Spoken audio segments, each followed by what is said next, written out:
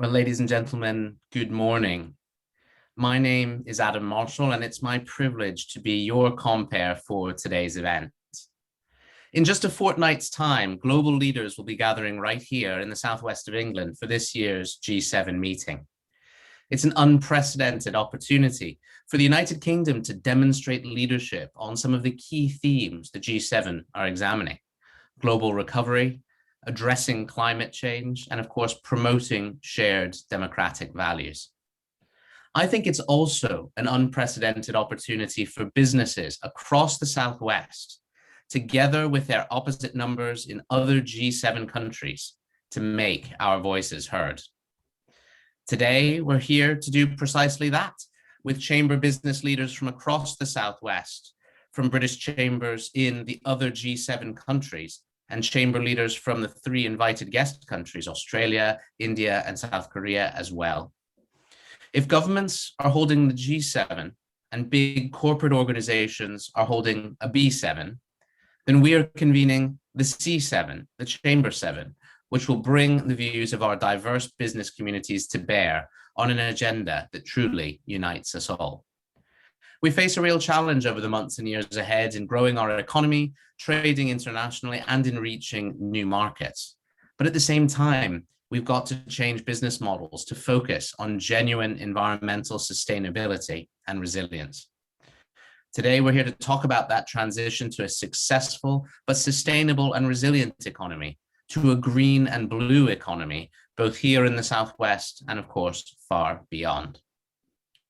You've heard the housekeeping instructions for today's event. We look forward to having your questions via the Q&A function. Please do tell us your name and your organization when you put your questions in over the course of today. And you will see further instructions about the 2 panel breakout sessions. Panel 1 will remain here on the main webinar, and panel 2 will break off on a separate link for an hour. More instructions on that will come to you over the course of the morning. After the panels, we'll come back together to bring together our shared conclusions, and we will be putting together a BCC Southwest communique, just as the G7 puts together communiques with your conclusions and your priorities to send to the Prime Minister. Content this morning from our keynote speeches is attributable and on the record, so please do use our social media hashtags to spread the word about the event today. The hashtags to use are hashtag C7, hashtag G7, and hashtag BCCSW. That's BCC Southwest. And please tag your local chamber, whether it's Cornwall Chamber, Devon and Plymouth, Business West, Somerset Chamber, or Dorset Chamber as well when you do so. I promise you, ladies and gentlemen, we will finish promptly today before 10:30 a.m. Now, to kick us off this morning, I want to say a huge thank you to the University of Plymouth and to all of our sponsors for your support of today's event and for helping us to fly the flag for the Southwest as the region hosts an event of such global importance. For that reason, I'd now like to invite Kevin Forshaw, who's Director of Industrial and Strategic Partnerships from the University of Plymouth, to say some words of welcome. And then I'll move on to our headline speaker, Lord Sedwill, and to our panel sessions. Ladies and gentlemen, Kevin Forshaw. Kevin, the floor is yours. Thank you very much for that introduction, Adam. And conscious I've only got 8 minutes this morning and that not all of you know this part of the world. So what I want to do is give a very quick overview of our lead in both the blue and green economy here as a natural powerhouse. This in areas directly relating to the G7. So starting off with quick stats, the Great Southwest is a major economic region with a population of over 3 million, an economy of 64.4 billion, and almost 128,000 businesses. Agritech and tourism are vital industries, but the region also leads in marine and environmental science. Many of the new products and services here being underpinned by leading developments from its research base. So early stage research outputs that use our world-class specialist facilities that then get taken to market as a new product or service by industrial partners. And of course, we also provide those vital skills to feed economic growth. So starting with the blue economy, and the headline challenge and also opportunity here is that the planet is struggling to sustain a global population moving towards 9 billion. So there's a pressing need to extract more resources from the ocean. This in terms of food, energy, but also even mineral wealth in terms of deep sea mining. And this doubling the ocean economy to $3 trillion by 2030. The paradox or slightly tricky issue here, though, is that the ocean also provides half of the oxygen we breathe and absorbs much of the atmospheric carbon dioxide emitted from fossil fuel use. And so it's vital that any future exploitation here is genuinely sustainable. And of course, before you can determine whether any activity is genuinely sustainable, you need to measure it. And this is very tricky because communications is heavily reliant on sonar. And of course, within the ocean, there is no Internet of Things. And so capturing ocean data itself is a big economic opportunity. And whether it's surface or subsurface robots, these give us the chance to capture data at a fraction of the cost without putting humans in the loop. And this market alone is projected to become a 103 billion market by 2030. And these came from marine science and defense applications initially, but now also have direct applications to offshore renewable energy and aquaculture.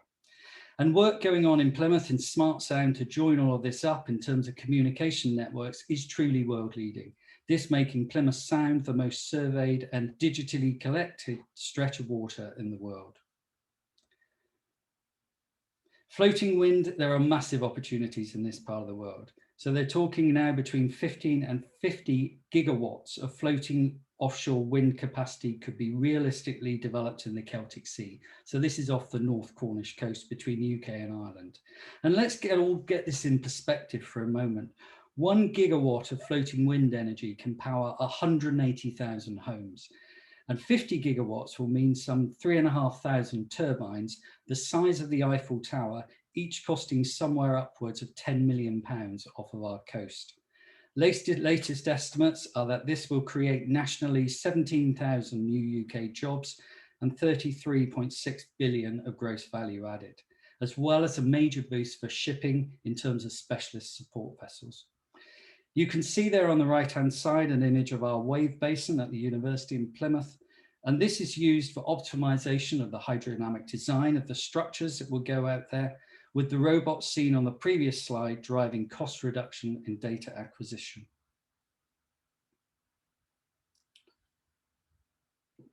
Sorry, struggling with the slides, we're there. Aquaculture. Aquaculture is a global market estimated to be worth in excess of 378 billion US by 2027, as we now consume more farmed fish than wild caught fish. The UK is currently the 8th largest producer of aquaculture projects, and the English aquaculture strategy aims to increase English production tenfold over the next 20 years. In the southwest, it's mainly seaweed for food, pharmaceutical applications, but also critically carbon storage. And we also produce a lot of shellfish and have recirculating aquaculture systems. And to bring all this together, we now have the Southwest Aquaculture Network that has attracted over 800 members in the last 18 months. I'm having a few problems with my clicker here, so could we move to the next slide, please?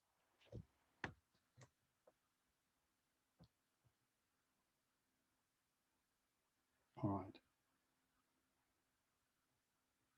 Sorry, still struggling on this. I'm going to read on. We'll have to catch up with the slides as we go forward. So in terms of our natural capital base, the beautiful landscape here we all enjoy means that our net inflows to the economy are in the order of 3.5 billion to 4 billion. Our peat bogs in our upland and wetland areas and kelp and seagrass farms offshore mean that this region can become the largest carbon sink in England. Environmental monitoring and consultancy are generating over 1,000 jobs over the next 5 years, these themselves producing 78 million of additional gross value added. In terms of the green economy, aquaculture accounts for 80% of land use in the Great Southwest region, and the food economy is worth over 5 billion, representing 7% of gross value added. The future of farming will depend increasingly on emerging technologies. And we have developed robotic systems not only to pick cauliflowers, as you see here, but also soft fruit too. And that's quite a challenge. And as with the blue economy, data collection and analysis will be key as we move to a future of, I'm still struggling with the clicker. Can we move to the next slide, please? There we are. Regenerative agriculture. And regenerative agriculture aims to capture carbon in soil and above ground biomass, reversing current global trends of atmospheric accumulation, whilst increasing yields and resilience to climate instability.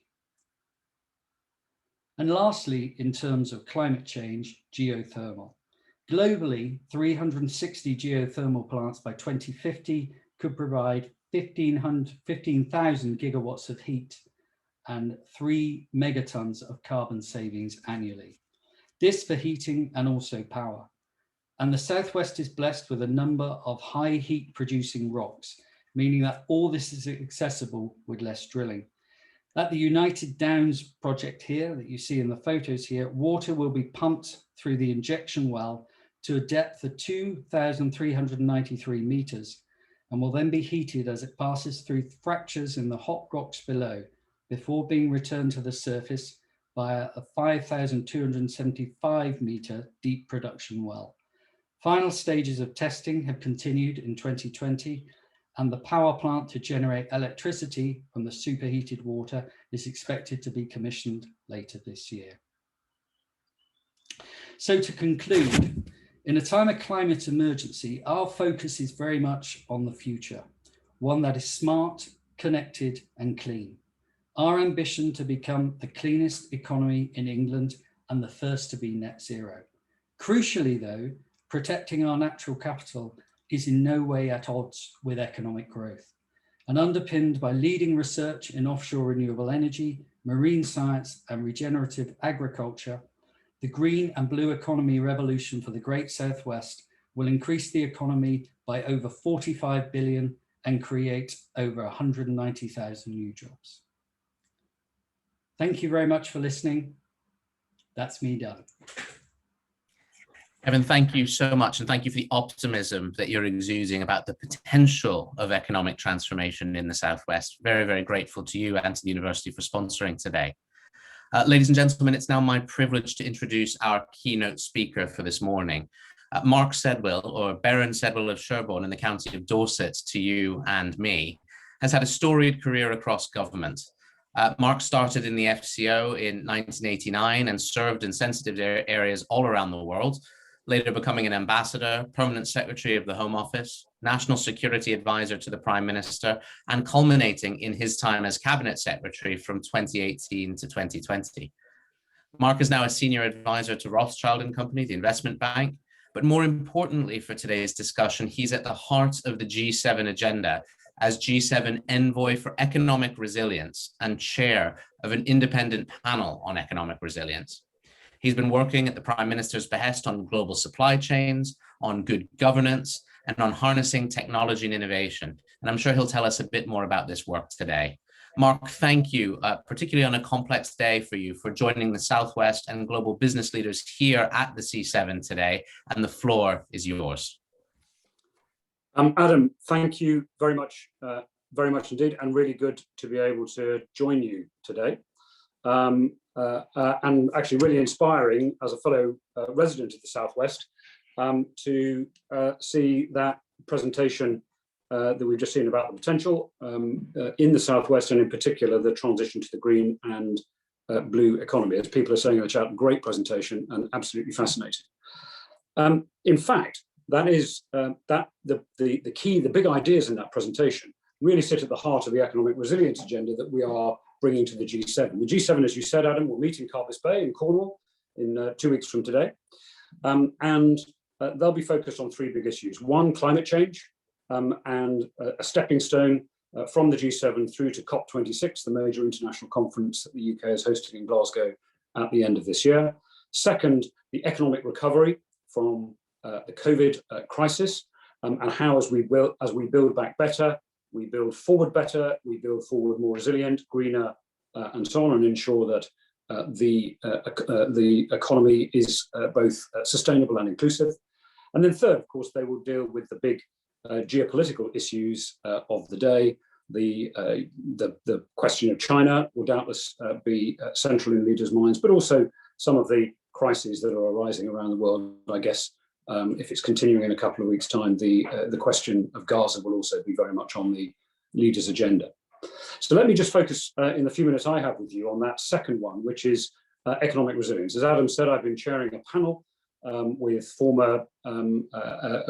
experts, former central bankers, officials, serving professors, etc., in order to address this question of economic resilience. And really, we've been thinking of that in quite a broad way. First, we have to recognise that shocks like the pandemic, or shocks that arise within the economic system, like the financial crisis, or more likely over the next several decades, environmental shocks, particularly linked to climate change and potential volatility in the weather and the impact of rising oceans. But those shocks are likely to become more frequent, as we've seen with increasing volatility in the weather.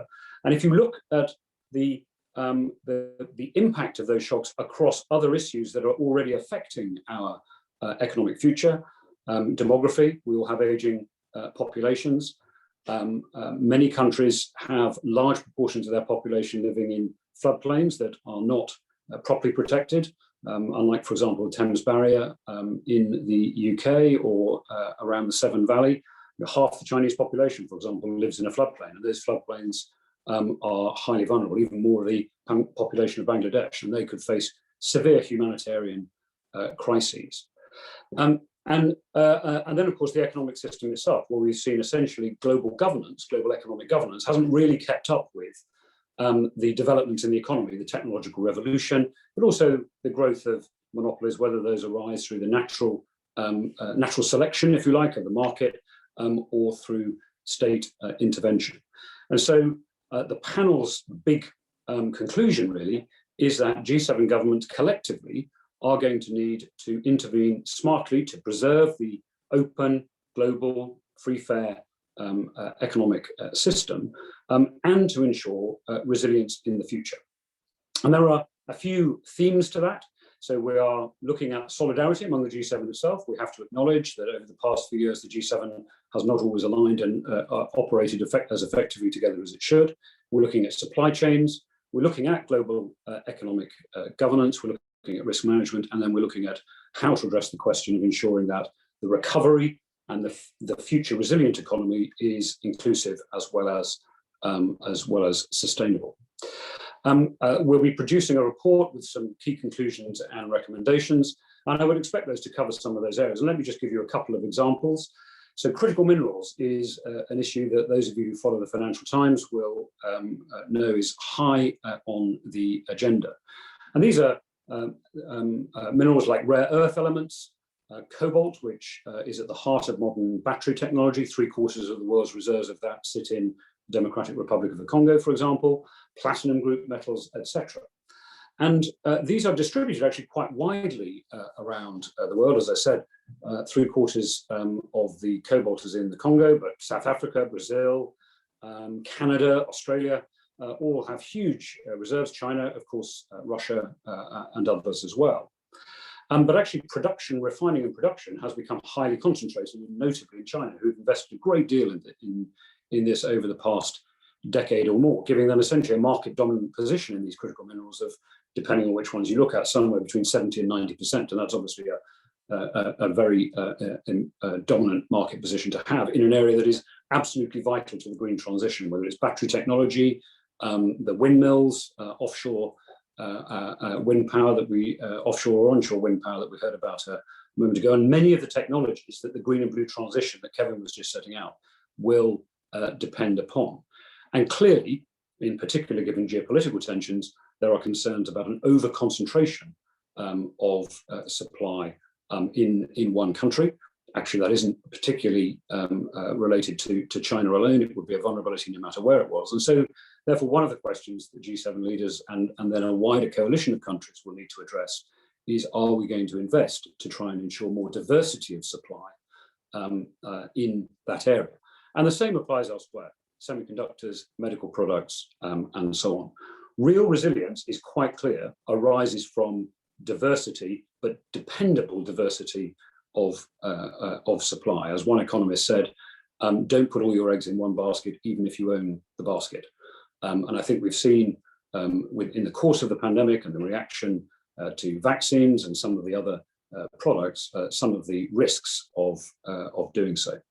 So the panel will be essentially trying to restore our commitment to the open, global, free trading, free and fair economic system, to improve the governance of that system, to keep pace with technological developments and other market developments, to improve our mechanisms for identifying emergent environmental, geopolitical, or economic risks and be able to mitigate those in advance, to try and ensure that the model for the economy of the second quarter of the 21st century is sustainable and inclusive in the way that you were hearing about the Southwest economy, and as the precondition for that, that the G7 itself is operating more coherently and collaboratively than has been the case recently, whether that's among ourselves and essentially being good neighbors to each other as the world's leading industrial economies, still over half of world GDP, will be sitting around that table in a couple of weeks' time, whether in dealing with the wider multilateral system and cooperating more effectively to see the reform and improvement in the capabilities of organizations like the World Trade Organization, etc., or indeed in dealing with some of the crises and threats that might arise. And so therefore, I think this G7 summit is a really important moment in restoring that sense of collective endeavor among the leading democratic industrial nations. And I very much hope that leaders will be able to meet that challenge, and I have every confidence that they will do so, not only on the agenda I've just set out, but on the wider questions, whether those are the big geopolitical questions or indeed, in particular, climate change, which of course is the biggest issue of all. Adam, thank you very much. Very good to have been with you all this morning. And I look forward to hearing how it goes and reading the C7 communique after you've produced it from today's event. But thank you for giving me the chance to join you today. Thank you. Mark, thank you so much for setting out what you're working on in terms of economic resilience. It's going to be hugely important. Perhaps over the course of the panel session in the next few minutes, we'll take some of the questions that have appeared in our Q&A box. One in particular, which is interesting to me in the context of economic resilience, from Andrew at Focus Technology Europe, around whether we will invest in the infrastructure that's required to clean up what we all as businesses and consumers leave behind. Clearly, waste management, recycling, the circular economy, all key to resilience. So hopefully, Mark, in the context of your work on economic resilience, that theme will appear. Yeah, thanks, Adam. Yes, indeed. I mean, infrastructure is critical to this, of course. But green, sustainable infrastructure is absolutely critical. And I think this is one of the big questions, actually, that investment in whether it's in infrastructure, green technology, diversifying markets, in particular in some of these absolutely key areas, semiconductors, critical minerals, medical supplies, and so on, is going to have to involve public-private partnership. It isn't something that the private sector can do alone. And of course, there'll have to be regulation and standards as well. It's very important we preserve labour standards, for example, as we invest in areas that are where perhaps the dominant market position is in economies where the labour standards are not the same as ours. But it will actually, I think, require public investment as well, whether that's directly in infrastructure or in supporting R&D and so on. I think that's one of the other key elements of this, is that the solution will have to involve public-private partnerships, government and business working to an aligned agenda. And of course, so much of this is now at the heart of the ESG agenda, which, of course, all of the businesses that are represented here will be conscious of. And as we've seen just in the news over the last 24 hours, is now involving very active shareholder involvement in some very big companies. And I think we saw quite an important set of developments yesterday that remind us just how this agenda is moving. Absolutely. Absolutely, Mark. Thank you once again so much for spending a little bit of time with us on a complex and busy day, and for sharing your insights. And we look forward to seeing the report and the conclusions of the panel on economic resilience, and indeed to your contribution to a very successful UK G7 summit in Cornwall in just a couple of weeks' time. Ladies and gentlemen, I know you'll join me in thanking Lord Sedwill for being with us today. Mark, thank you very much. Thank you, Adam. Have a great conference. Look forward to seeing the outcome. Thank you. See you Bye-bye. soon. Bye-bye. Now, that point from Andrew at Focus Technology Europe is particularly important. They put in the chat box there. Making sure we do have the infrastructure to clean up what we leave behind is key. You'll have seen stories in the news, ladies and gentlemen, over the past few days about UK plastic waste ending up being burnt in Turkey and in various other countries. Clearly, we have to take responsibility for what we leave behind, as well as in our use of the natural environment and the resources we have at our disposal. I'm sure we'll get into that and many other topics in our two panel discussions now. It is now time to join those breakout sessions. I think that the panel link for panel 2, is now up in the chat box for those who don't have it, who are due to join panel 2, which is on the green and blue economy in the Southwest. Those of you who are joining panel 1, which is around sustainable, free and fair international trade and the circular economy, please stay in this room. Don't move from this Zoom link. So, ladies and gentlemen, I'll now give you 1 or 2 minutes to move to the appropriate room, and we will begin the panel sessions and run them through until 10 o'clock. Your active participation and your questions through the Q&A function, very, very much at the heart of what we're trying to do today. So I'll give you a moment now to move to your panel.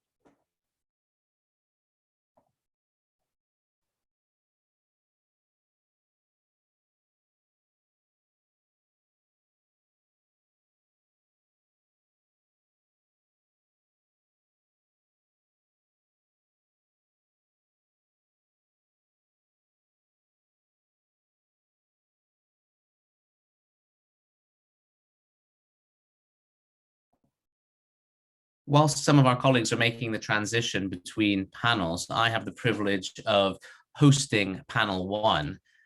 What I'd like to do now is ask my panelists for panel 1, if you wouldn't mind turning on your cameras and microphones for us so that we can see you, and thank you for being with us today. We have an exciting panel, and ladies and gentlemen, it is one of the largest panels that I have had to chair in some time, so wish me luck. But I want to just ask each of our panelists to introduce themselves. And when I say that, I mean your name, your rank, and your serial number, because we'll have a lot more conversation thereafter. If I could start with Karima Catherine, please. Hi, Adam, and hi, everyone. So I'm Karima Catherine Gundiam, and I'm the CEO and founder of Red Dot Digital and B2B Match. I'm based out of Toronto. Well, thank you, Karima Catherine, and thank you for being up at what I know was a 3:15 a.m. start with us this morning. Our apologies, and thank you very much. Can I come next to Sarah, please? Yes, hello everyone. I'm Sarah Hildesley, and I've just recently joined Cornwall Trade and Investment, and I'm ex-CEO as well. So I've spent many years travelling overseas, but I've come back to the Southwest now. Well, welcome home, I think is the only thing to say, right? Can I come to Dennis next, please? Hi, yeah, my name is Dennis Lindsay. I'm a partner of Cambridge Management Consulting, based out of Bristol, but looking after the Southwest and also the Caribbean, which is interesting. Thank you. Thanks very much, Dennis. Can I come to Siddharth? Siddharth, I believe you're on mute. My apologies. Sorry, Adam. Thank you very much. Good morning, all. My name is Siddharth Mukme. I'm Associate Director at UK India Business Council. I'm helping UK businesses to develop the market entry strategy for India, just to support them on the ground. Thank you. Brilliant. Thank you, Siddharth. Kim. Thanks, Adam. Good morning, everybody. I'm Kim Konchi, Chief Executive of Cornwall Chamber of Commerce, and just to echo Adam's welcome to you all. A very important moment for the Southwest, and really looking forward to hearing your inspirational insights from around the world as the Southwest, as both Adam and Kevin and Mark have said in the prelims, a very important moment for us. So looking forward to hearing the discussion. Brilliant. Thank you, Kim. And now to Emmanuel, our other early riser who is currently in North Carolina.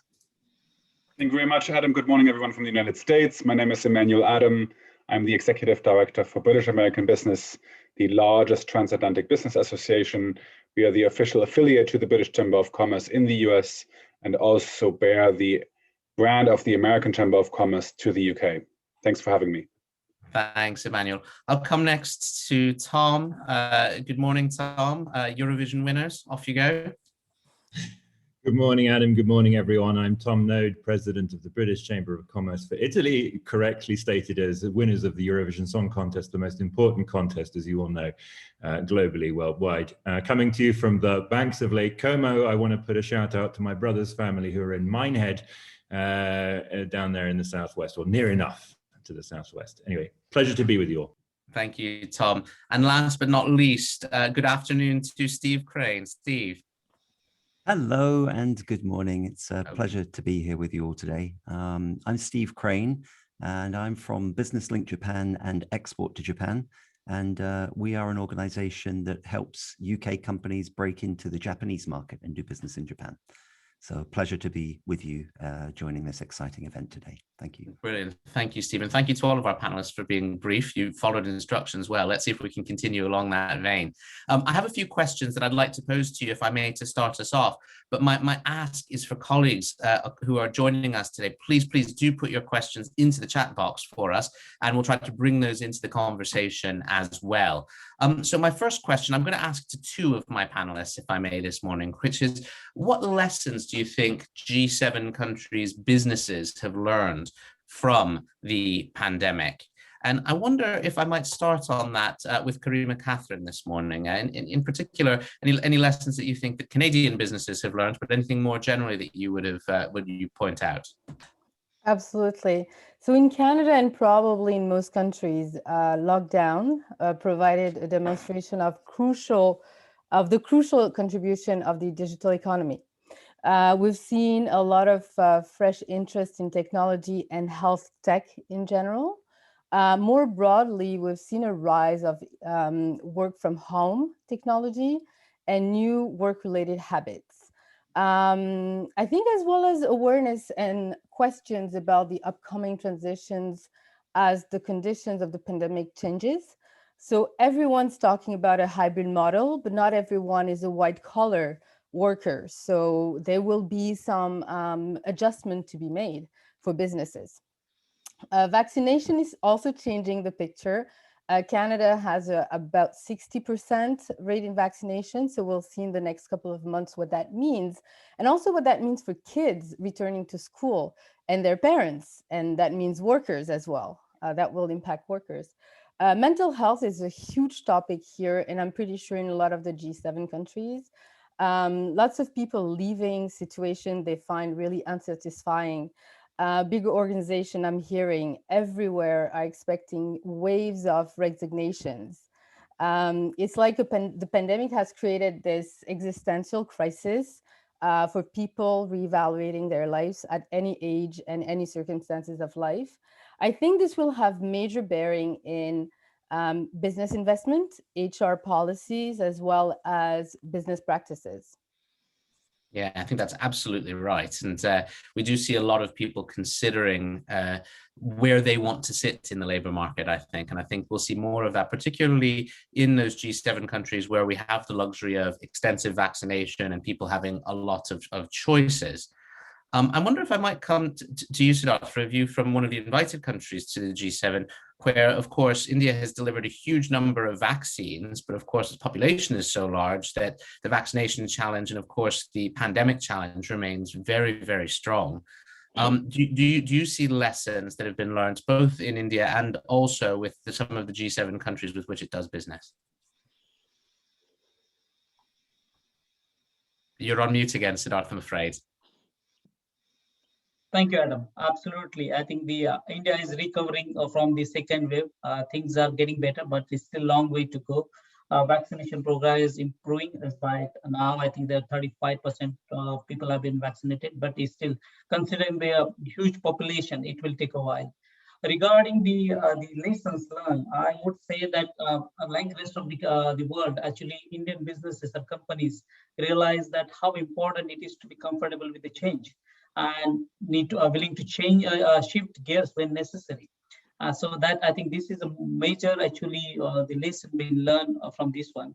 And yeah, apart from that is a modern technology, how it is important for the to do the. It was there before as well, but I think we have all realized that how it is important, how we can make the good use of it for this technology. And Indian businesses, in fact, they were in traditionally more about having the one-to-one discussion, face-to-face discussion. Now they have also learned to have that interaction through the by using these technological platforms. Apart from that, the workforce, the productivity has been increased because most of the people are working from home to avoiding the traffic and other things. So sometimes it's helpful for them to just even not to go to the office, but if they can do the work from home, and that is working well. But at the same time, the missing out the social interaction. So that is also, which is a major part of Indian culture. So there's a lot of things has been done, and more other important things I would say that the lessons is that they have extended the talent opportunity, because now the geographical area is not limited. Those people are working remotely, we can have lessons. But I think these are the few highlights I would say is important. Thank you very much, Siddharth. I wonder if I can move on to our next question then, and bring in a couple of other panelists, which is around the sort of geographic dimension of this change that we're seeing. And the question that was posed was, can business deliver recovery with prosperity for all communities? Because we've always seen in recoveries previously that they've been uneven, and some areas have benefited more than others. I wonder if I can start on this one with you, Sarah. Obviously, Cornwall, beloved by many people in the United Kingdom, but of course, one of the parts of the United Kingdom that has serious levels of deprivation and where that recovery could be uneven. Do you want to start us off on this question? Okay, absolutely, Adam, thank you. Yes, indeed. I mean, what we see from Cornwall is of course, the detrimental impact of a complete halt in tourism, and the impact of that on the smallest businesses really has been really incredible. So we're hoping, I think, to see some priority placed on support for those very businesses so they can get back up and running as quickly as they can. Of course, there's a tsunami of tourists heading down to Cornwall as well, and also we have to consider the impact of that tourism on the beautiful beaches and walking through the ports and the towns of Cornwall is not easy when you have thousands of people doing the same thing. So all of that has to be very carefully managed. But yeah, certainly I think this pandemic has given us an opportunity in some ways to reset and just readdress those priorities. How do we manage things like tourism whilst minimising the impact on our land, and just hopefully recover in a way that enables green business to succeed, really. And I think some of the responses we've seen from businesses we're speaking to every day is really that they're going to bring in green recovery to every aspect of their production lines, their supply chains. They're considering their own footprint, and I think that will be the pattern going forward. Thank you, Sarah. And Dennis, I wonder if I can put the same question to you around, can business deliver recovery with prosperity for all communities? And thinking about this in terms of both international trades and in terms of the development of a sustainable economy as well. Yeah, so carrying on from what Sarah said, but also I think it was Catherine, about some of the challenges actually that came because of the pandemic, and it exposed some inequalities that was already in society. But with those challenges come opportunities as well. So where I come from, which is wearing a range of hats, is from a technology point of view. So the acceleration of what we are calling the fourth industrial revolution type techniques, cloud services, the ability for, I'll give you a story. I was on a 90th birthday party the other week with my auntie that's in Maryland, who couldn't use a mobile phone before the pandemic. And now we're all together at a party where she's participating fully in it. So it's accelerated the use of some of these things that we were already going to use, but it also affords an opportunity for us to embed financial inclusion into some of those underserved and underprivileged communities with the likes of the fintech kind of opportunities, but also the way that businesses are now gravitated towards digital technologies that they've never done before. So they were planning to do so, but the whole kind of problem that needed to be solved needed extra help. So going back to what Sarah says in around Cornwall, and I've had conversations in Cornwall over the last couple of months where there's pockets there that are part of those communities that don't get access to the digital economy, but all of a sudden there's a drive now to make sure that we include all of those areas in that sort of economy that helps us to do a lot more things, or businesses to drive a lot more products and services to those communities that they were never able to do before.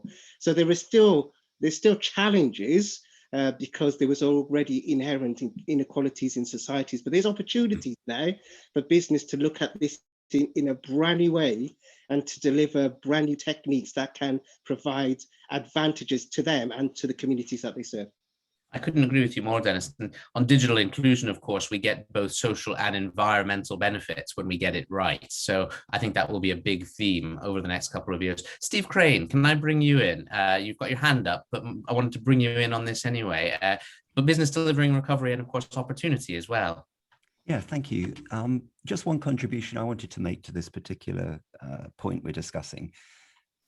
Looking from the Japan perspective, there's the dynamic in Japan of a huge, one big dominant city of Tokyo, with so much of the population and employment opportunities in that big city. And just to put perspective on that, Japan is geographically roughly the same size as the UK, but it has double the population. So about 120 million people living on the same landmass as the UK. But then something like 70% of that population live and work on 3% of the land. So everybody is crammed into those big conurbations, and that greater metropolitan area is certainly a big part of that. But one of the big trends and changes that's happened in Japan over the last year is this trend of people commuting in from a big radius around the Tokyo area and packing onto those commuter trains in the rush hour and coming into the city from quite a large radius around there. What it meant prior to the pandemic, it meant that a lot of those towns and villages and conurbations outside of Tokyo were kind of ghost towns during the day, and everybody was piling into Tokyo. And obviously, there was a big economic impact there, a negative impact for those regions, and a big positive impact for the city of Tokyo. But what's happened over the last year with the way that home working has become so much more prevalent, people are now staying in those conurbations outside and not commuting in and spending their money there. And so there's a more, a sort of fairer spread of economic impact into those other areas. And I think that would be, in terms of sort of thinking ahead as we come out of this pandemic, that would be one of the things that I would certainly like to see some thought from business and government to encourage people to, and employers to think about those flexible ways of working and the economic impact it could have on other villages and other towns and other conurbations just outside these big cities. And it's a fascinating point, and having visited Tokyo and feeling like I've only ever seen 1 or 2% of the gigantic conurbation that it is, you can sort of see that phenomenon. And it's interesting that even in a culture with as much presenteeism in the office as the Japanese business culture, that change has been so great. Is quite something indeed. And I think a lot of us, my background is in urban economic development for many, many years. A lot of us are now thinking about what happens to the hole in the middle of the donut, which is the city center, if people spend more of their time in the ring around it. And I think urbanists around the world will be considering that. So whether we're sat in Mumbai, in Toronto, in Tokyo, in London, or indeed anywhere else in between, there's a big consideration there about the geography of our places going forward, no question. I want to pick up a theme that Kevin mentioned earlier and bring in Tom and Emmanuel, who haven't had a chance to speak yet, and of course Kim as well. which is around opportunity. Kevin was very optimistic, very positive, talking about the opportunities for the Southwest. I wonder, Emmanuel and Tom, looking at opportunities coming from the US and the Italian perspective, what opportunities do you sort of foresee rising at this time as the recovery continues? Can I come to you first, Emmanuel, and then go on to Tom? Well, thank you very much, Adam, and let me be brief. The answer may be threefold. The first opportunity, I think Steve already mentioned and others, which is indeed that we have seen how companies were able to adapt their business models and products during the pandemic, and they have become in a way even more innovative as they've been before, which is a huge opportunity. I think they've learned how to think differently, how to work differently, and to also think outside of their own bubble and box, looking beyond. You know, this time you can meet your business partners from anywhere in the world via Zoom. It's much more common to do that. And I think that has changed the way we think and work. That is the first one. The second one is our own evidence and experience suggests that companies who traded during the pandemic, that is ongoing, do better than those who didn't. We cannot yet give you a full data set on that, but it is our experience, and from what we have seen over the past 18 months or so, it is indeed the fact for us that those who do trade did better than those who didn't, which is an interesting fact and something we need to take into consideration as we look into the recovery and into the future. So trade may be the answer to your question, one of the answers to your question. And the third is really, it goes a little bit beyond. For policymakers, we feel that there's a huge opportunity to indeed build a new framework for trade, which means that we can build on the positive lessons from the pandemic. That also means, however, and I may conclude on that, we should not go backwards. That means we should not put in stone the things that are currently limiting the way we work and trade. Thank you, Emmanuel. And thank you for bringing the trade aspect into all of this, because, of course, with representatives from across the G7, making sure that international trade can function effectively is going to be hugely important. We've all seen the number of flights, for example, decrease hugely. I was talking to a neighbor of mine who works for Air Canada, who usually works on 9 to 10 flights a day between the UK and Canada, as an example. And Karima Catherine may know that right now, I believe there's only 1 or 2 of those currently operating. And that, of course, limits the amount of trade, because all of the stuff that goes in the belly of the aircraft that can't go between one place and another at this important point in time.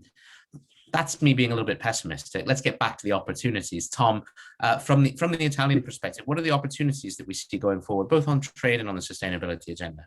Yeah, well, firstly, I mean, I agree with everything that Emmanuel said. I think the points he made are absolutely spot on. I mean, in terms of the opportunities, there are so many. The point about not going backwards is absolutely fundamental. I think what many businesses have seen here in Italy, and they are usually, I mean, more on the traditional end of the sort of meet and greet personally and physically, they have learned the lesson that they have to basically adapt to survive, and they have to go digital. So we've seen a sort of a rapid acceleration of digitalization in the businesses here. And we've seen opportunities really come out of that, especially with regard to the kind of trade that I see between the UK and Italy. I mean, obviously we're here on a webinar that a year and a half ago, we would never have really contemplated this kind of meeting, but we've been doing this now for more than a year, and it's embedded in our lives, and it will continue to be like that. The opportunity that I've seen through the British Chambers of Commerce has been absolutely amazing, and the number of virtual trade forums that we are starting to do between Italy and different chambers of commerce in the UK, being part of the network of the British Chambers of Commerce, is absolutely amazing. And the potential there for the boost in trade between the two nations is really incredible. That goes on to another linked point, which I think was mentioned earlier, about sustainability in trade, and how do you maintain sustainable trade? Now, a lot of work is being done on how do you make logistics, you know, carrying physical objects from one place to another sustainable. And I've seen a lot of progress from various of our members, including players like UPS and BSI, in putting down kind of markers and how we make the transport of goods from one place to another effectively more sustainable. And going again to another point that Emmanuel raised, I'm jumping around a bit, but I think the key opportunity here, which is going to link to probably the last question which you mentioned, is really for policy. And that is, and being in Italy as a sort of host of the pre-COP this year, because there is the Conference of Parties will be previewed in Milan at the end of September and then carried on in Glasgow in November, is basically threefold. Firstly, it's information around sustainability for business. How can businesses be sustainable? It's scattered around all over the place. It's not focused in one place. You see the Race to Zero campaign from the UN, which is fantastic. It links to the science-based targets, the small business initiatives and everything. But this is not really diffuse enough. And my members come to me and they say, well, how do I get involved in this? Why is it all only in English? How can we actually kind of link in and do this? So there needs to be more information. And then secondly, there needs to be some sort of encouragement and incentivization from governments to do this. So whether that's tax breaks, whatever that is, and really putting things like, basic things like charging stations for electric vehicles. Where are they, put them out there so people go, oh yeah, there's an electric charging station, I can go and get an electric vehicle. And thirdly, it's regulation. And I think building a set of reporting standards, which are sort of equivalent to like the accountancy reporting standards that they have globally, the IFRS or the GAAP standards, so that every business is compelled to basically, has to basically report on the same level as other businesses. So there is alignment and linking in. So the opportunities are huge and really, really, really fantastic. The key point is not going backwards and maintaining the pace of change. Thank you, Tom. That's fascinating. It's interesting to hear the perspective from those Italian businesses asking the question. Very often, a lot of people go out there and say, here's some tools for you. But those tools don't necessarily respond to a business's question. We've got to start from the other end, which is how do I change? How do I adjust my business, become more sustainable, etc.? Karima Catherine, I see you nodding there. Did you want to come in on that point? You're on mute, I think. I know, it's probably the word of the year, you muted. Yeah. No, I absolutely agree with everything Tom and Manuel said. So nothing to add to that. Brilliant. Well, I can carry on if you want, Adam. Just a quick note. I was recently part of a meeting that brought together organizations that represent smaller businesses from across the G7 countries. And there are two things that became quite clear. One is that smaller businesses are quite keen to be part of the green revolution, are keen to contribute to it as much as they can. But on the other hand, they also don't have as much resources to do that. And they did express that they will need the incentives from governments to be able to be part of that transition going forward. Just to add that. Yeah, so that's great. It fits in with Tom's sort of 3 points around information, tax breaks, and reporting standards. Yeah, I was very interested in that last one on reporting standards. It's a great book called Purpose by a professor at Oxford Business School, I think, talking about not just having to report to a set of financial standards, but to a set of standards around natural capital or social capital as well. And I think we will see that only increase as the ESG agenda becomes more prominent in regulation over the next few years. And now, Kim Konchi, I have done something which no one has ever succeeded in doing before, which is silencing you for almost a half an hour of a discussion. Kim is the leader of the Cornwall Chamber of Commerce, well known to many of our attendees here today and one of our hosts as well. Kim, you're hearing some very optimistic and positive notes here, as well as some challenges. How does some of this strike you in terms of the message we need to be taking in to G7 leaders? Well, I think the Lord Sedwill said G7 solidarity. Emmanuel said the message to the policymakers, and Tom mentioned the regulation. So there's something clearly that we do need to get a leadership from above to enable the small businesses to hurry their route to this this clean and green future. In the Southwest, I'm finding that the younger generation particularly want to work for businesses with a purpose, and this is going to be very much in their mind. So if businesses aren't moving in this direction, then people are not going to buy from them, not going to want to work for them, and not going to want to supply them. So there's a stick and carrot, I think, here. Now in Cornwall, we've got slightly more than the national average of micro businesses. So nearly 1 in 5 of the workforce runs their own business in Cornwall. So it might be a one-woman window cleaning business, but it creates a really sort of innovative and entrepreneurial spirit. And those people are influencers and custodians of this green and blue future, really. And if they're given the right policy framework, then I think they will really implement it. I think they need to work with the big businesses as well as the policymakers.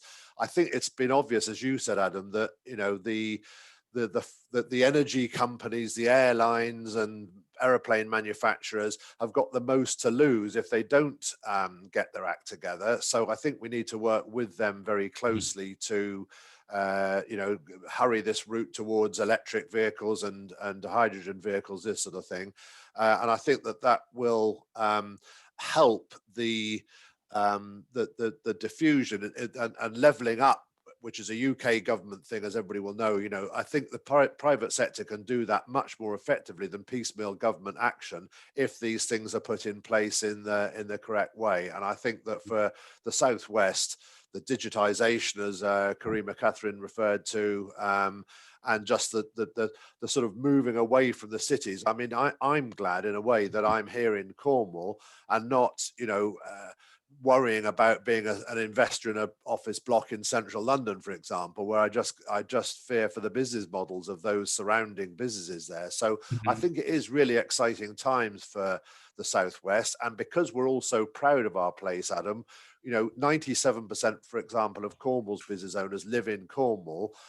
They know that waste management and keeping the place looking good is as close to their hearts as it is to anybody else's. So it's very important that we do have this sustainable future that is appealing to all communities. And just to conclude on that first question you asked, Cornwall has still got pockets of really deep deprivation after 21 years of EU funding, because we were one of the poorest places in Europe, and that is pretty shocking. And I think this innovative approach and entrepreneurial approach that business can take, running a business isn't something that a distant fat cat does. This is something for everybody, and that will level up in this new digital world better than any other sort of piecemeal government action that we've seen in the past. So I think it is an optimistic moment.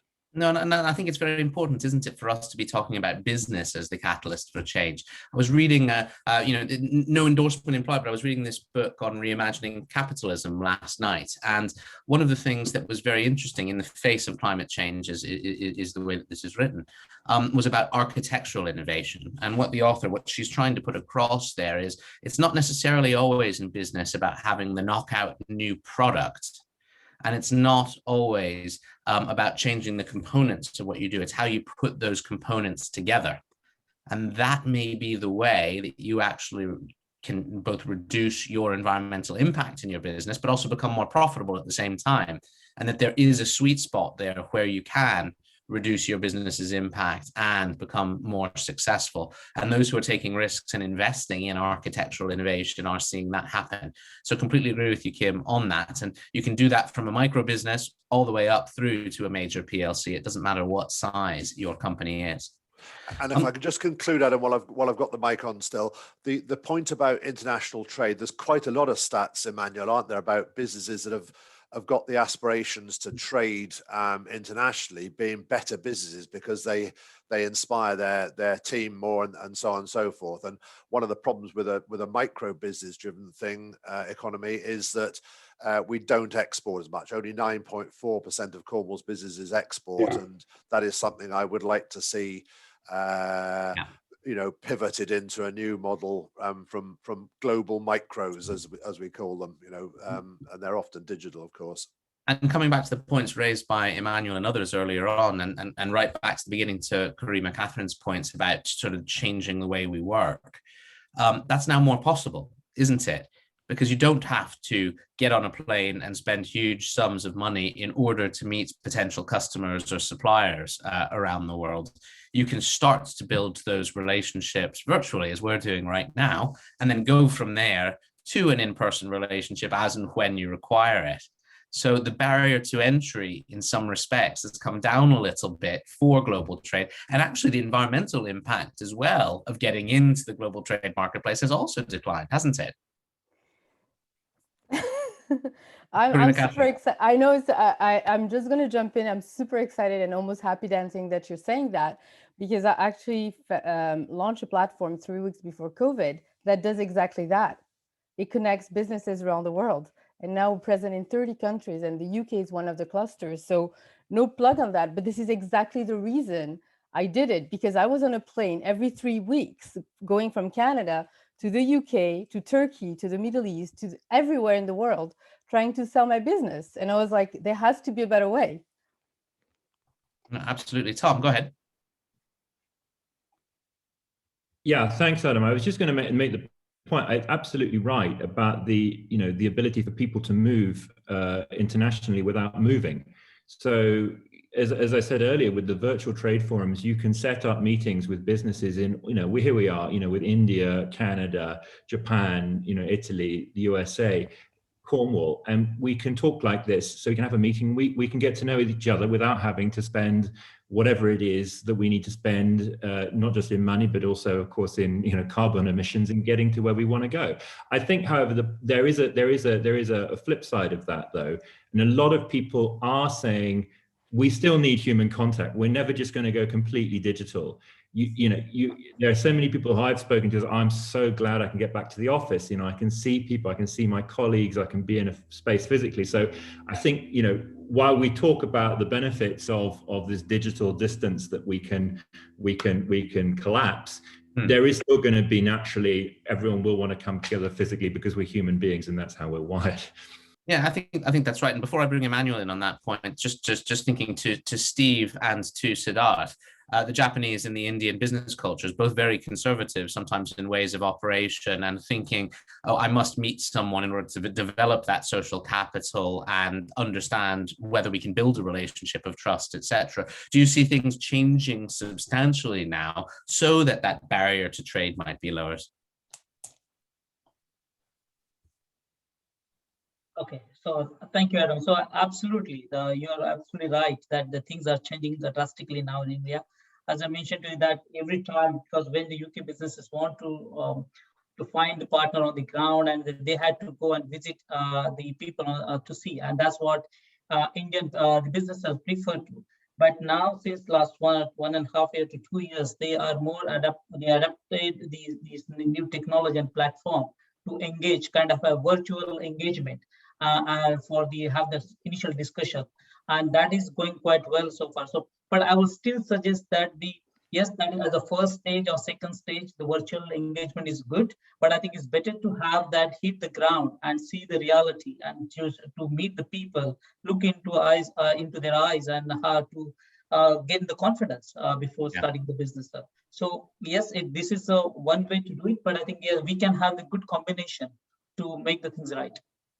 That's a great way of summarizing it. And Kim, I wonder if we can capture this. So in addition to the workplace and the labor market becoming hybrid between working at home and working in the office, international trade is becoming hybrid as well.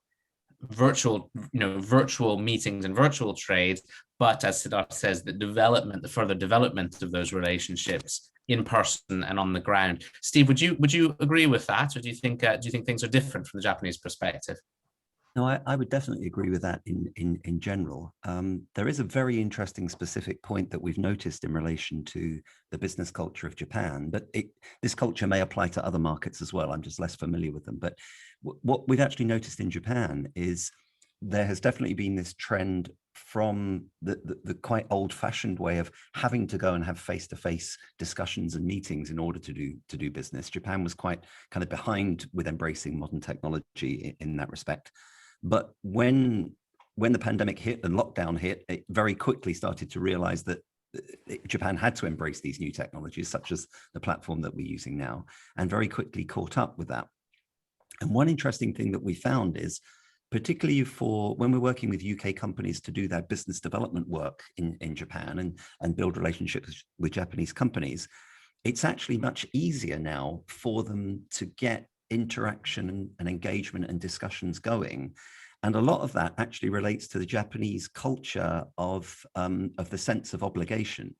So previously, when you had to go and visit and have a face-to-face meeting and make the effort to go there, Japanese companies were quite resistant to accept that meeting because they would feel an obligation to have to do something in return in terms of being positive about you coming and meeting them and engaging with you. But now, because you don't have to make such a big commitment, it is literally a 30-minute online call like this from anywhere in the world, they're much more willing to have those conversations and engage. So I kind of see that as a potential positive trend to allow international business to flourish more now through using digital platforms like this. So hybrid international trade leading to culture change, but also leading to environmental benefit as well through less travel and displacement. Emmanuel, you were going to come in and I cut you off. Please accept my apologies. No, thank you very much. Just a couple of comments as we're trying to create some messages that we can convey to the G7. I wanted to comment on two things. One is virtual versus in-person meetings, and that takes us back to your point, Adam, that is indeed, of course, a huge priority for many of us that the travel corridors are being reopened as soon as possible. Online and Zoom meetings are all great to a certain point, but then afterwards you need to be able to see your customers and clients, and that, as we know, and as you said, has not been possible for over a year now. So a big priority, I think, for all of our business communities around the G7. And the second point really builds on what Kim said in terms of trade and exports. I think a big ask being made for this G7 in particular is to make trade accessible to all business communities so that they can take part in a global trade environment. And I think this is something that we can also re-emphasize from the Southwest perspective. Emmanuel, thank you very much. That's fantastic. Colleagues, we have a couple of questions in the Q&A box. I would encourage others to add any points that they may have, but I wanted to perhaps pick up one or two of them with you now. Craig Oakes has asked the question, how do we balance what we do against further pandemics, which we know are down the line? Are we now better prepared, perhaps, than we were previously for a situation like that? Dennis, do you think we're better prepared and more resilient than we were previously? What's changed? Yeah, I think it's a carry on from the theme of many speakers previously. So we are more prepared. My personal experience, I'm also a director of Bristol Credit Union, now renamed Great Western Credit Union, the biggest credit union in the Southwest. And when the pandemic hit, we were in the process of redefining what we did as a business and embracing digital transformation. And we had to accelerate that so we can keep operations going for those members that were dependent on us. So now we've done that and it's embedded, and new ways of working and how we iterate on those platforms to make sure we're meeting the needs of our members means that we're very well prepared. I mean, there's other examples of big businesses like the BP, who has now accelerated their low carbon investments so that they can be more digitalized. So when the impact happened to them, they were already in the process of being prepared to leverage some of these new techniques and new ways of working to make them able to maintain operations. So the answer to that, Adam, is I think because this has happened and there's lots of kind of themes here about culturally what that's meant. I was trying to do international trade in the Caribbean. Sarah can tell you that story another day. Just at the point where the pandemic hit and we all got locked down. So I spent all of this year on webinars, talking to people in that region about how we can still form relationships and go forward. And then there's the DIT that has put in place the Export Academy for micro businesses or small businesses to encourage them to get into international trade. And of course, we need to do all of that virtually. So the answer is, I think, yes, we are more prepared. That doesn't mean we have to be complacent. And if I quote Anne Frank from the CMI, when she said, let's not hit the reset button, let's try and build back better. So I think we just got to keep on iterating on what we're doing now, moving the agenda forward so that we do introduce things like electrical vehicles, embrace virtual power plants, and have the ability to move down corporate power purchase agreement from the big boys down to the smaller boys so that we can all participate in this new vision for making the world greener and more sustainable. Indeed, and it's the big boys and big girls to the smaller boys and girls as well, because part of that, of course, as in our vision for the future is that gender inclusive world, because we know the pandemic has actually had a disproportionate impact on women in the labor market, for example, and around the world as well. Yeah, and I can interject there as well. So that is very true. And if you look at some of the research that's come out of the likes of the British, the Department of Business, Energy and International and Strategy, but also some of the McKinsey reports. So there has been specific communities in the UK that has been adversely impacted by the pandemic. Like I said previously, those inequalities were already there, but it's been exposed. But I think the opportunity, because they're exposed, is what do we now do to include those in the economic inclusion and financial inclusivity, but also how do we then reach out to those communities that have their own ideas for what they can do for responsible innovation to make things better, and how we as a society can benefit from that, not even in the UK, but also globally. No, absolutely. And Kim, perhaps we can draw that out as one of our key conclusions, which is that this is a moment in time when business can fight for inclusion across a range of different things, whether that's financial inclusion, whether that's community inclusion, etc. We've got that opportunity right now as we go through this change process to build it in from the start. Sarah, were you going to come in on that point? Just a quick point related to what Dennis and others have said is really, obviously, we've been reliant totally on digitization and the rollout of super fast broadband. There's been a hard fought battle to get super fast broadband into Cornwall. There's a good illustration of how it's then benefited the community. You've had some incredible technology companies setting up in Cornwall as a result of that, but it's not complete. The job is not complete. It's still a bit patchy, and I think that also is relevant to many other areas of the country and other countries as well. You know, not everyone has equal access to broadband, to the services that they need to benefit from sort of new revolution in technology. Brilliant. Thank you, Sarah. Steve, go ahead. Yeah, I was just going to add a point to that original question from Craig about are we better prepared now? I think that again could be an interesting kind of takeaway for the G7. And it was interesting to hear Mark did mention earlier about the solidarity that they're going to have in the way they discuss things. But I just wonder a little bit if over this past 12 to 15 months, individual countries have certainly worked very hard to work out the best route out of the pandemic and the best way to handle it. And of course, we've learned things through that process. But I still get the impression that perhaps at this stage, it's been individual countries working a little bit alone on their own agenda and own issues. And maybe through the G7, it is a good point to really make sure that best practice and knowledge is shared. So that we can learn from each other on a more global basis. And of course, again, using an example from my part of the world with that, we see the vaccine program in this country seeming to be rolling on really well and making really good progress.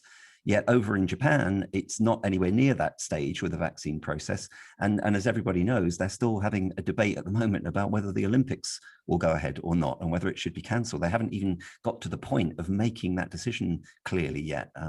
So I see some big, big differences in the way countries are handling it. And I think for preparedness for the future, it would be good to share a lot more best practice. Yes, so solidarity and sharing, very much an important conclusion that we can draw. I'm just conscious we have a couple of questions in the Q&A that I'd like to take if I can. We had one from Jessica, which I think mirrors some points that were made by colleagues a little bit earlier in the conversation. Jessica's asked, should some SME owners are confused about which measures they should take first on their path to sustainability because of the amount of information that's overwhelming them? I feel your pain, Jessica, on that. What steps should they take? And is there some form of international funding to help SMEs with these steps, or does the UK government and indeed UK businesses have to act off their own backs? Information overload, I think, is a real issue for businesses going down this particular track. I see some of my colleagues on the panel nodding rather furiously. Would anyone like to pick up Jessica's question and perhaps recommend a starting point on that? Adam, I was on a panel with University of Exeter recently, who've got an amazing circular economy program called TEVI, which is green in Cornish. And I asked that a very similar question to that to the professor who was leading that course, and she said, do something. Your colleagues expect you to do something. So don't get tied up in, whether it's better to have electric vehicle points installed, or waste management policy, or hybrid working, or encourage, car share and this sort of thing. Do something, and then you're on a journey to it. So I think her point was, yes, it is overwhelming, but for an SME where you've got limited time and expense, if it's going to cost something to do it, then just do something that you can afford, and then you're on the path. Yeah, so get started and actually do something. I'm going to take an intervention from Tom, and then from Emmanuel, and from Karima Catherine. Was that you signaling as well? I'll take some quick interventions from colleagues. I need to then get on to one last question before we wrap up and rejoin our colleagues. Go ahead, Tom. I'll just say very quickly, because I had exactly this question on behalf of my members to Nigel Topping, the UN's high-level climate champion for the COP conference. If you go to the Race to Zero campaign on the United Nations website, you'll see a link there, which is to the small SME climate hub, which talks about future-proofing your business. And I think that's got a lot of useful information in it about how you can get going with the process. So if you go to the Race to Zero campaign, I'll try and put it in the link right now in the chat so you can see it. Brilliant, thank you, Tom. Emmanuel. Tom and I are usually well aligned. I think we spoke about the same thing. I don't know, the link I just posted into the chat is indeed the Zero Carbon Business UK initiative that the Federation of Small Business was crucial in establishing, and that website has just been launched recently and includes a number of, here we go, 2 good websites. The website I just shared does indeed include a lot of information on how to cut your carbon footprint, but also where to get advice, and hopefully, Jessica, that will help guide your internal thinking. In addition to that, I wanted to make the comment that I think overall we are not there yet. We know that, for example, in the US, a number of initiatives have been launched to support business across the country to be part of the green transition. We also know that there is the Green Industrial Revolution that was presented by the Prime Minister last August. But when it comes to the implementation and guidance, I don't think we are there yet. So hopefully that will come very soon. Yes, and I think it's important to push the UK government on not just making big declarations, but actually having the substance that businesses can work with to go with it. And I think we've had a particular problem in this country in that respect, whereas perhaps others have gone more onto the substance. Karima Catherine, I think you were going to come in on this one as well. Yes, but a little bit, I was going to take a segue and talk specifically about the circular economy and global trade. I think there was something that I wanted to talk about since the beginning is about services and tech. So two things. First of all, we talk about digital, and that's great, but tech and data are amazing in the circular economy and can be enablers, but they can also create huge dump and waste with data. I'm in the world of data, and big data is creating, so we have to think about this and how that is governed by government.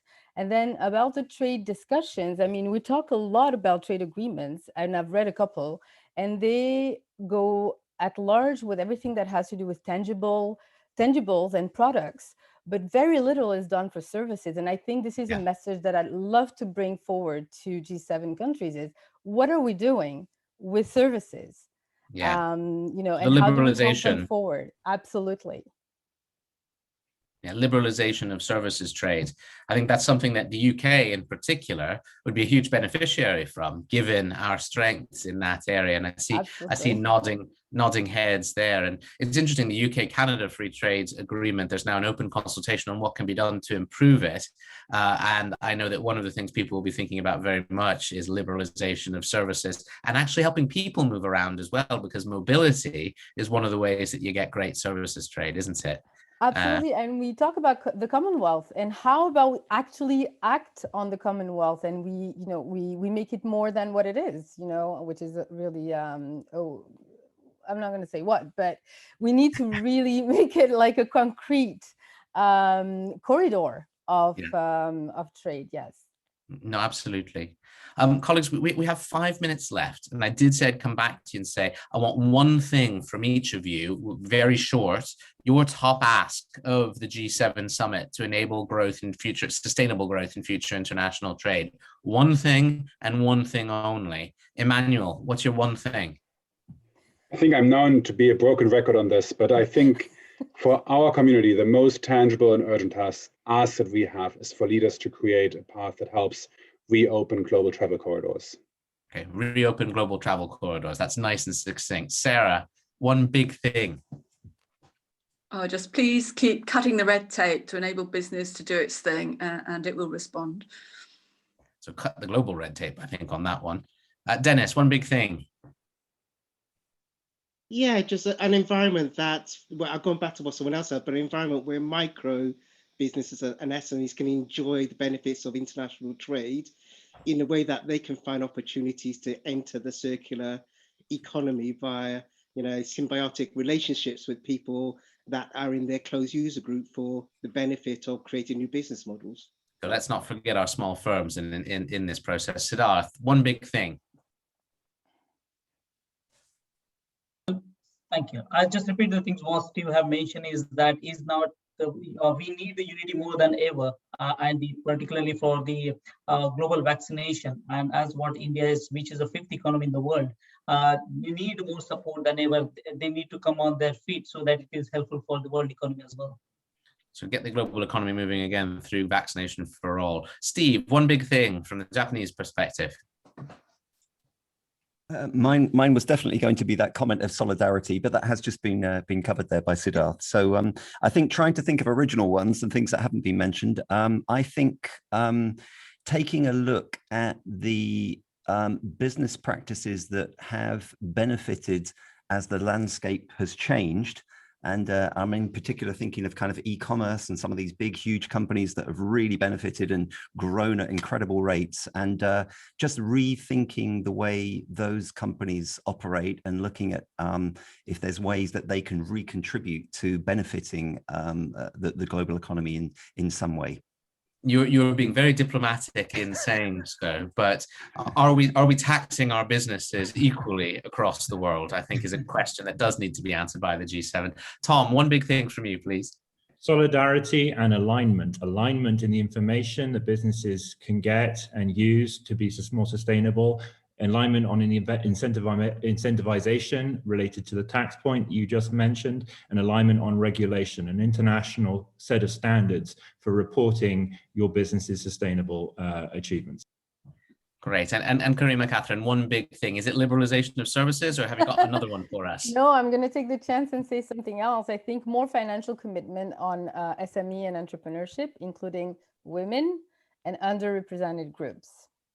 Fantastic, fantastic. Well, Kim, I hope what we have done over the course of the last hour is to give you a huge amount of information overload to put into our G7 communique, and hopefully to bring back into the conversation when our colleagues rejoin us in the room. I'm told by the event organizers that that is happening over the next minutes or so. So thank you all as well for helping us come in right on time. The biggest panel I've ever had the privilege of managing, but also I think perhaps the most succinct and efficient in its use of words. Some fantastic points made literally from you all, and thank you. And I know that for some of you this was an incredibly early start this morning, but your lucidity makes mine pale in comparison, even though you started at 3 a.m. and I started at 8. Your points were absolutely fantastic, so well done. I'll just give it a moment then, ladies and gentlemen. I see that some of our colleagues from the other session are now rejoining us as the numbers go back up in the room.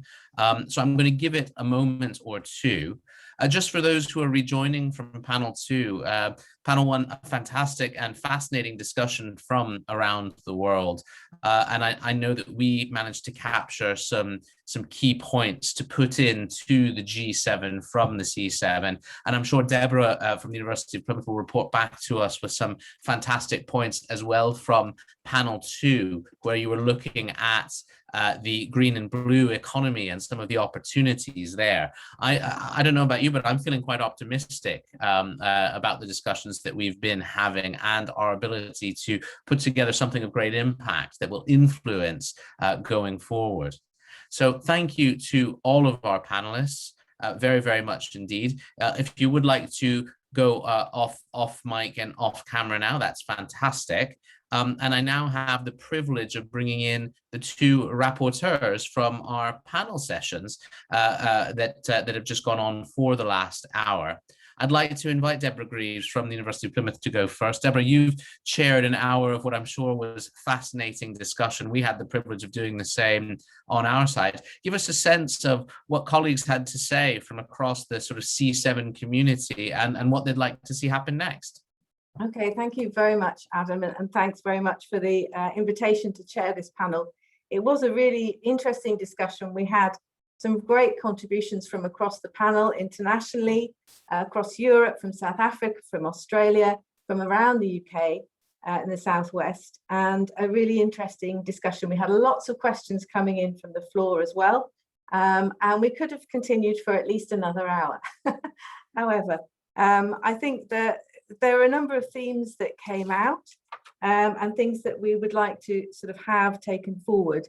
I think there was a very strong theme that that there's a role for the commitments and target setting around climate change and around net zero.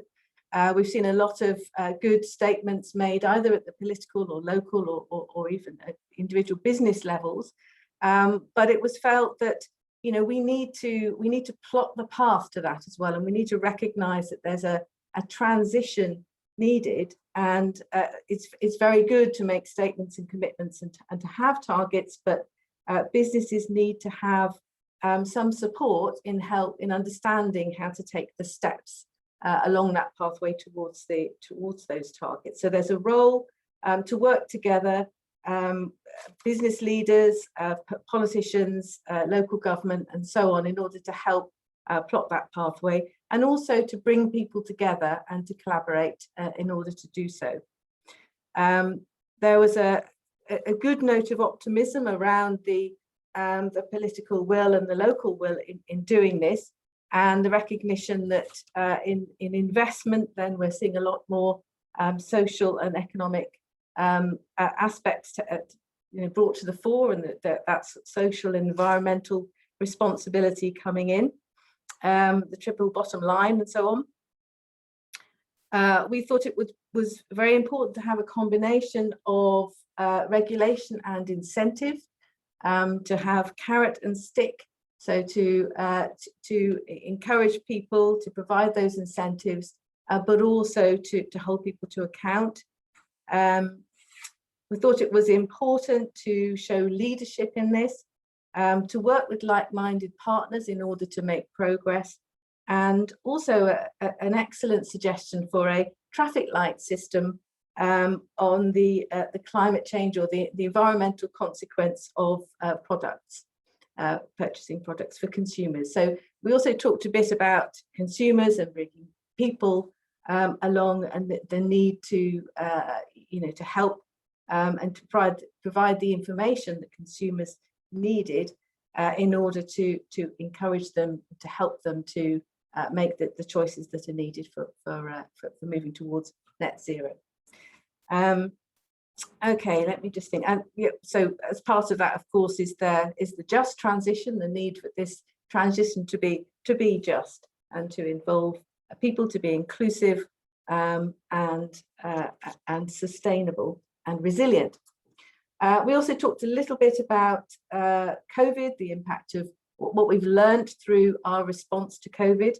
On the one hand, it's the ability to work quickly and in a globally coordinated fashion, but also talked about the impact of COVID and things like that, shocks like that, in knocking us perhaps slightly off course from our priorities around action on climate change. So the need to get back onto that course very quickly.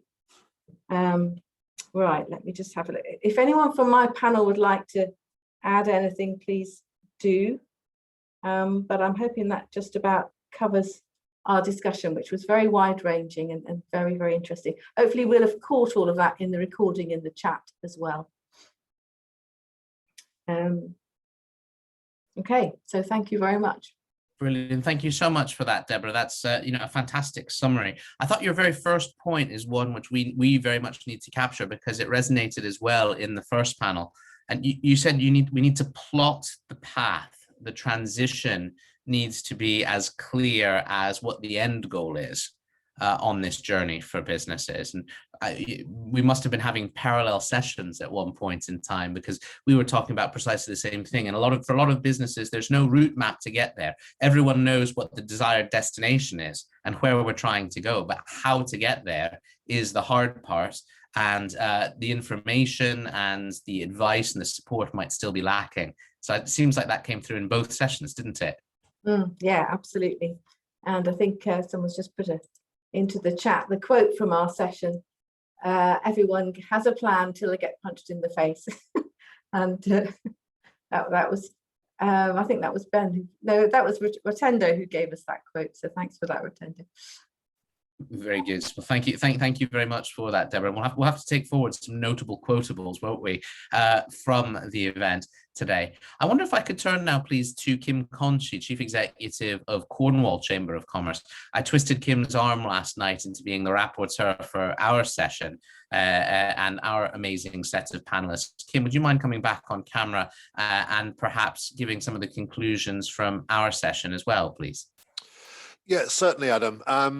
And we can't see you at the moment, Kim. Sorry about that. The host has turned me off, very I can't start my video at the moment. But there you are. We see you now. She's let me back in now. Good. Yeah, I mean, Emmanuel from the British American Business Council made the point in our panel that trade makes better business, and therefore we cannot turn the clocks back. In fact, in Cornwall Chamber of Commerce, we don't use the phrase returning to or going back to. So we're going forward to a new normal. And both Steve from a Japanese business point of view and Siddharth from an Indian point of view made the point that this pandemic happening at this time has enabled tech to really change the way that people in their countries accept doing business. So we've got a new way where we can move people around the world on Zoom and make friends with people very much more easily than we ever could do before, and that the opportunity to quickly and easily make new contacts by using technology has revolutionized the way that we do things. Karima Catherine from Toronto made the point that not everybody's a white collar worker. We still need to move products and things around.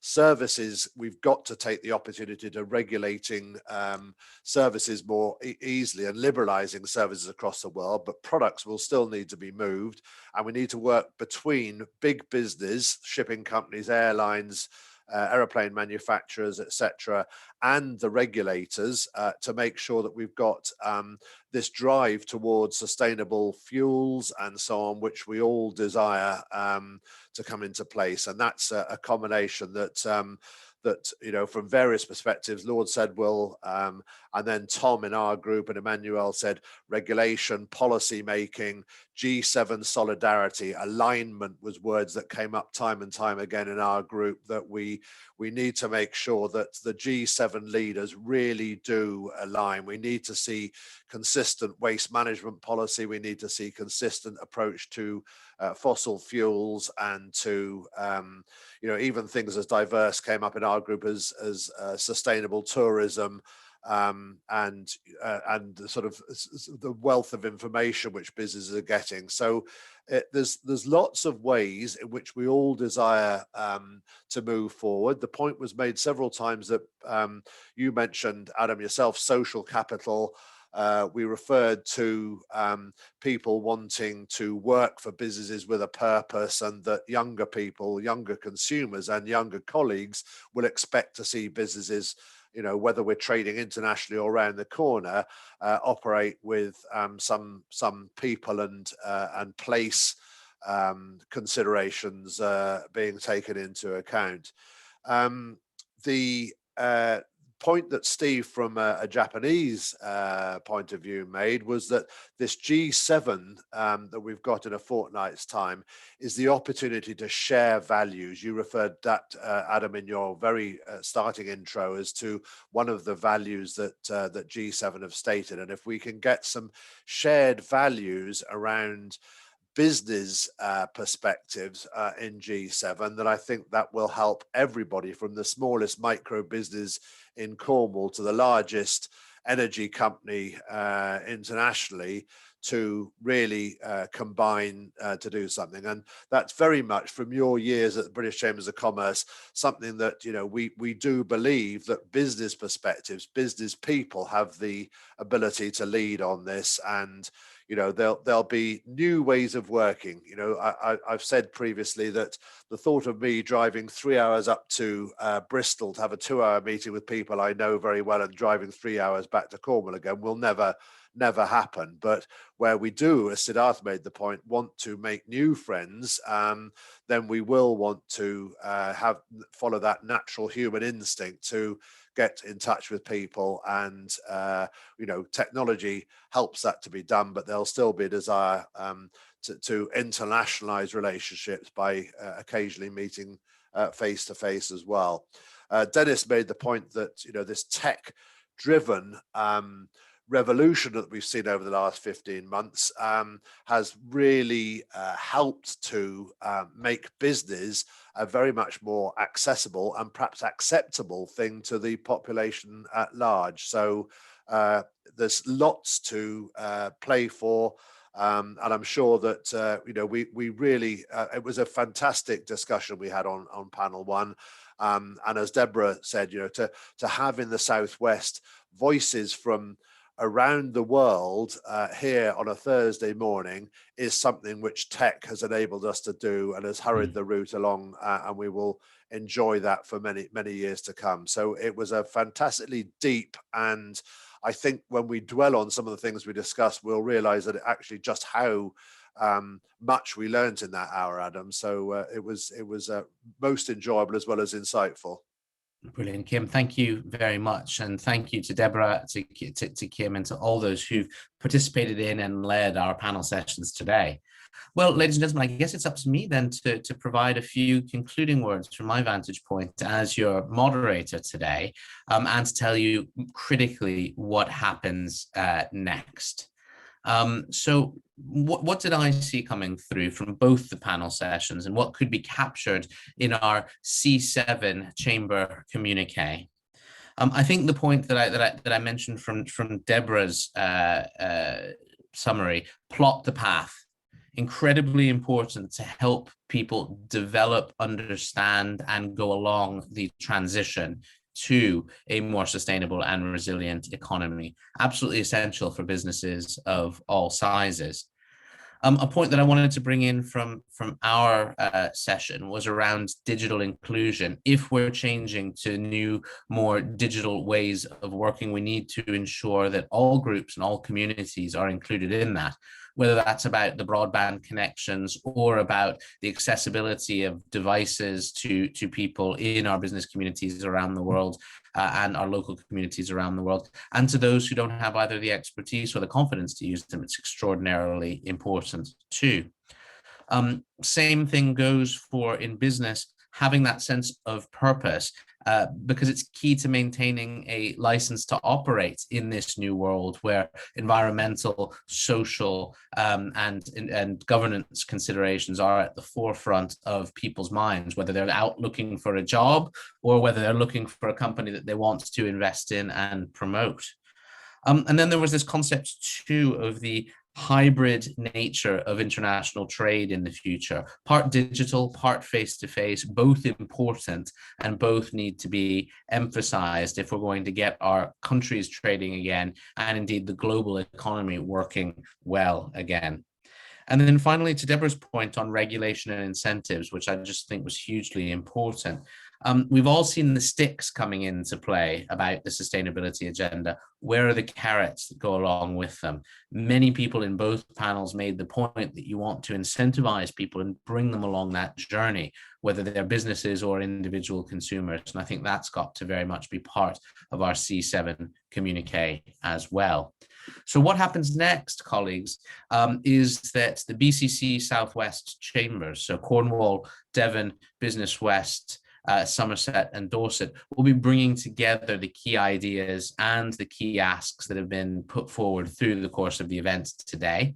That will become the C7 communique, which will be distributed, I believe, to all of today's attendees, and will also become a letter to the Prime Minister before the G7 as well, because we want to ensure that those at the core of power understand the priorities of our business communities, both here in the UK and indeed around the world.